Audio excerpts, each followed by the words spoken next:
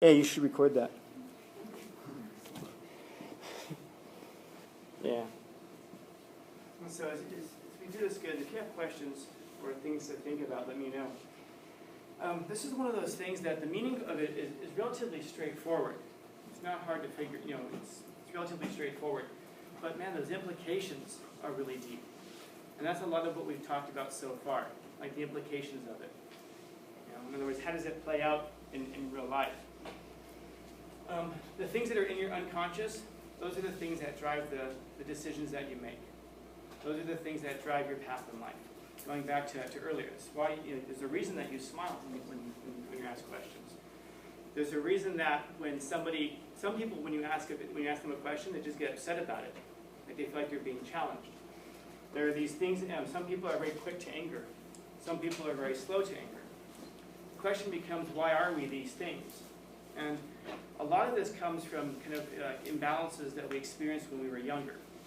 So say, for example, if you have a mom who gets home from work every day and is angry and complains about how messed up the house is, even if it's not, and they almost seem like they find something wrong so they can complain about it. And you're a little kid, how do you respond to something like that? How might a little kid respond to something like that? What's that? It's clean. So they might complain and say, it's clean, and then argue with mom. And then what does mom do? What's that? Argues back, and the kid argues back, then they argue back. So now the kids learn something. The kids learn at a very early age to be argumentative. Another possibility is that the little kid will be afraid when mom comes home and will run around and try to make sure everything is clean. And of course it's never enough. So then the mom says, gets mad about it anyway. So then the kid goes to the extreme, is like, nervous and anxious and fragile. The shoulders go up and everything. And then they run around and try to clean even more. So now what that means is you're going to go one of two ways, let's say, with something like that. So now you've learned that when somebody, a figure you love, significant other, parent, friend, whatever, has you in a situation where you're feeling anxious, you're either going to go too far in one direction, let me try to do everything perfect so they don't get mad at me, or you can go in the other direction. No matter what it is, you become argumentative and angry with them. Both of those on these extremes is, I guess you could say, we used to be referred to as imbalanced. What you want to be is, of course, something more in the middle, where you take the responsibility for the things that you have done, but then you don't accept responsibility for the things that you haven't done, even if you can fix them. So I'll explain what I mean by that in just a minute. But the idea is that you don't want to be too far in either of these two directions. And yet all of us, when we were raised, it's impossible to do this perfectly as parents. So all of us, when we were raised, we experienced these kinds of imbalances, one way or the other. And this explains why it is for some people that, like, if you're really quick to anger, you probably learned that to some capacity when you were a little kid. You don't remember it. You don't have the specific memories. But then if I ask you, hey, how come you get angry so quickly? We just shrug our shoulders and say, that's just the way I am. That's just how I am. Yeah, but why though? I don't know, I just am. Because digging into it and finding out what's in our unconscious that causes us to be that way is very difficult, because we may have to confront some things or grapple with some things that are really uncomfortable. A lot of times we feel like, well, it's just impossible to do it, so why try anyway? Have we really tried though? Why is it that you do the things that you do? Why is it that you are the way that you are? And the reason it's important to figure these things out is because that means that you're not a person who's self-directed and guided. You're a person who's been shaped by forces that are outside of your decisions and controls. That means that you don't have real control over your own life. And yet if you have the ability to kind of go back and figure out why you are the way that you are, now you can start to fix things. Now you can start to realize, I'm quick to anger because of this. But now you can become conscious of it and aware of it.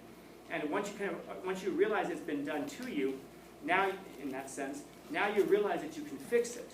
In other words, if it was a pattern of behavior that caused you to become this way, now you know how to reverse that pattern of behavior to not be that way. But here's the difficult part. Yeah? I was going to say, do you mean that the thing, how you say unconscious, the things that we've been through? Yes. like that's our unconscious, like that's the things that we like already experienced, that's like in the back of our head. Yeah. So that stuff like makes the conscious us, like it makes the way, like that's the reason we are. Exactly. Yeah. It's those unconscious things that behind us that motivate us to behave the way that we behave today. Yeah. And sometimes we'll be aware of that, and sometimes we'll say things like I said, I'm not sure I'm not sure why I'm this way. And sometimes we'll try to figure out, like we'll imagine why it is. Like we'll just kind of invent a reason. But that's exactly what it is. It's that those things that we've been through, especially when we were little, that guide who we are today, the ways in which we operate in the world today. Here's the hard thing, though. As I mentioned before, those things seem to happen, those experiences seem to have happened before we were 5 years old, before we had the ability to form long-term memories, which means that the ability to access those things, well, we don't have it. You can't exactly go back and say, okay, that's right, when I was 3 years old, I wanted candy at the store, my mom said no, and that's why I shoplift today. You can't go back to that, you can't remember that. But having said that, does anybody know how we just, actually, do you know what a black hole is? Yeah, what's a black hole? Who can tell me? Something in space. Does anybody know how it works? Doesn't it suck everything? Kind of. It sucks everything, kind of, yeah. It's like, I remember seeing a graph of okay, so space is like square, and then a black hole is like deep, like I can't explain it. Yeah. It's hard to explain. You have a concept, right? Now, it's kind of, use my jacket, use my shirt, why not? So think of space as a fabric. I mean like an actual fabric. It's physical. This isn't a metaphor. Space is something physical. When you look out there, you don't see it. Why don't we see the material that space is made out of? You heard the story of the old fish with the young fish? Old fish is swimming through the water. And so the young fish are swimming through the water, and the old fish pulls up next to him and asks him, how's the water? The young fish are like, what's water? Why don't the fish know what water is? Yeah, they've been there their whole lives. They have no idea what it is. It's just part of their natural life, They don't even recognize it. It's like if I asked you to describe air. You really couldn't. You've been walking around in it your whole life. You ever think about that? You're actually walking around in air. And air is something physical. So you're walking around in something physical. You just don't realize it because this is your natural state of things. So when we look out into space, it's a fabric, kind of like this. And so this is how gravity works. So there's a planet, right?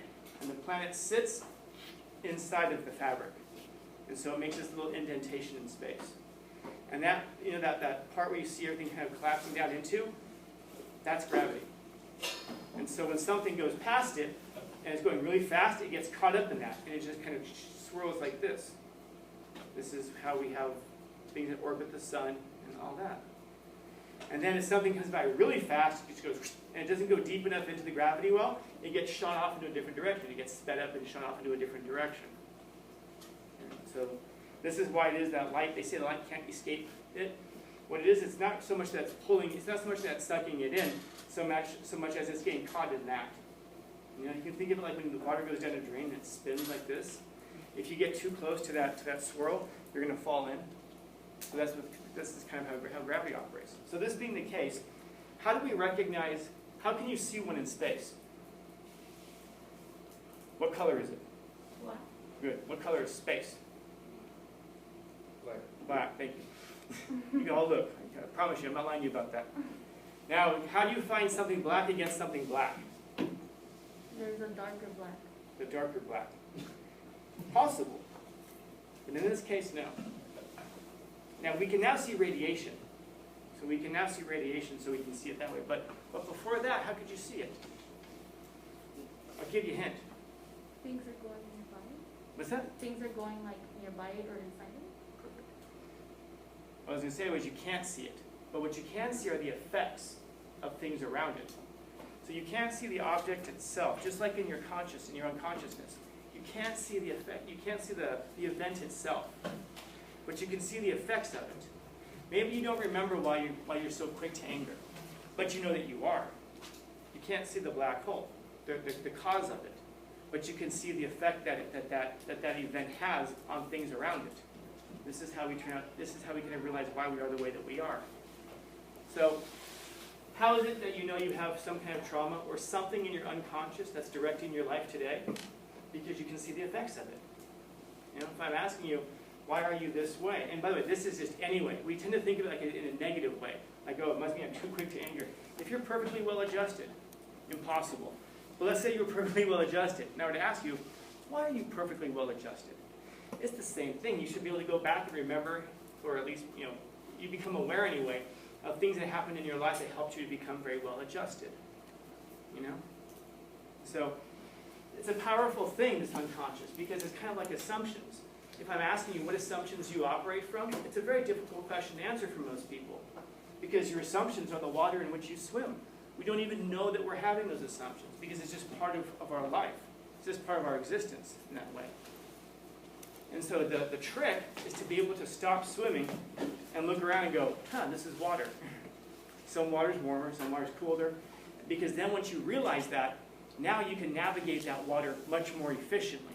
Because you're aware of what it is that you're living in. You're aware of what your life is. Now you can take control of it and guide it. Even if you can't control the water necessarily, you can control how it is that you operate inside that water. Going back to what he was saying before, there's a lot of things in our life that we can't control. True. But there's a lot of things in our life that we can control. We can control how we navigate those waters. And the more of this that we can uncover, the better off we're going to be. Because otherwise, if we populate our, if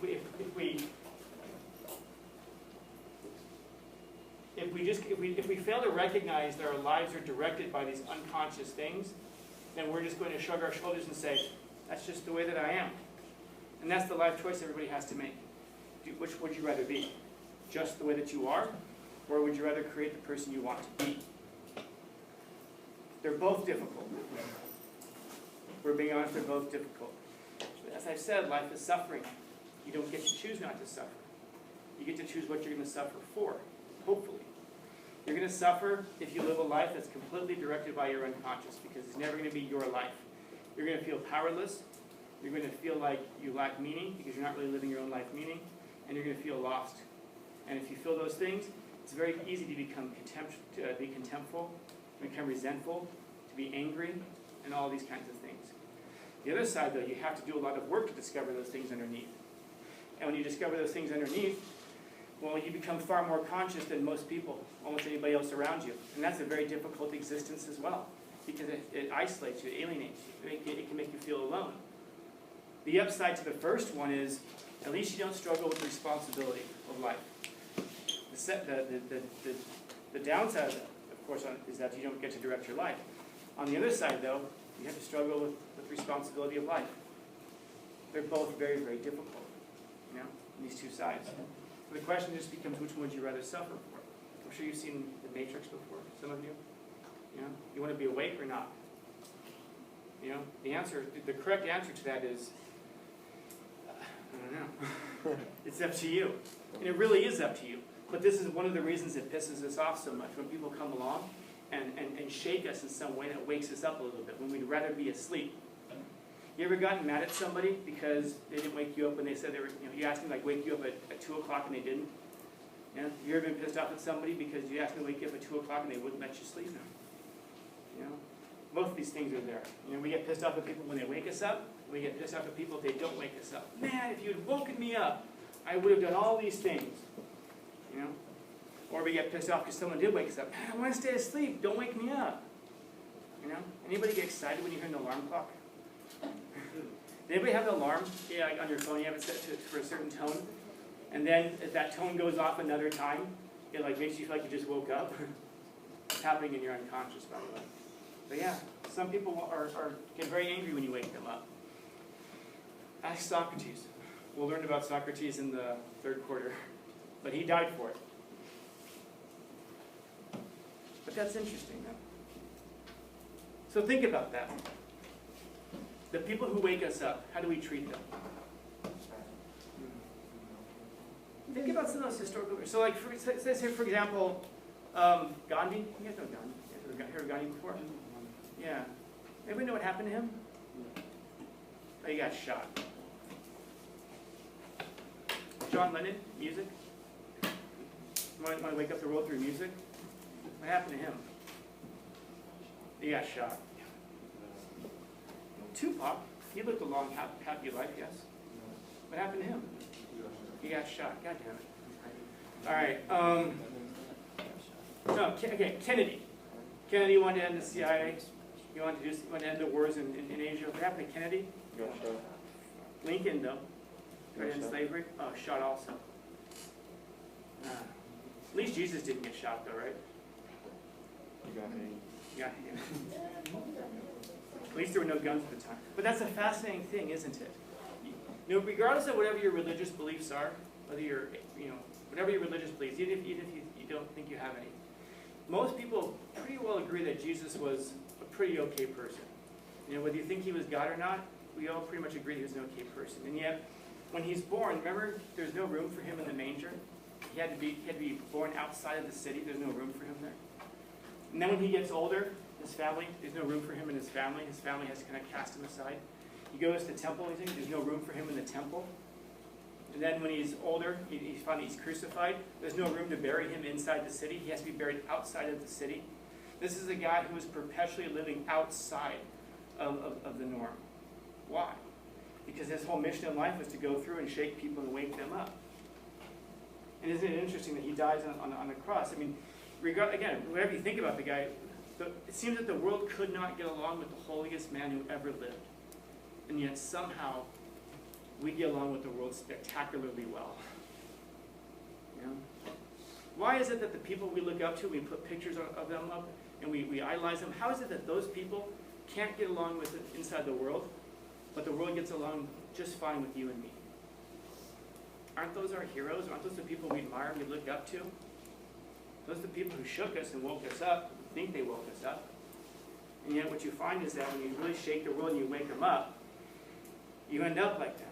Like Socrates, like Gandhi, like Lincoln, any of these folks. You know? It's something that's worth thinking about. Have we compromised ourselves? Or has the world changed so much from the things that they brought into it? You know? Anyway, questions, comments, concerns, complaints, criticisms, critiques? Happy Wednesday. Again? I couldn't put those away.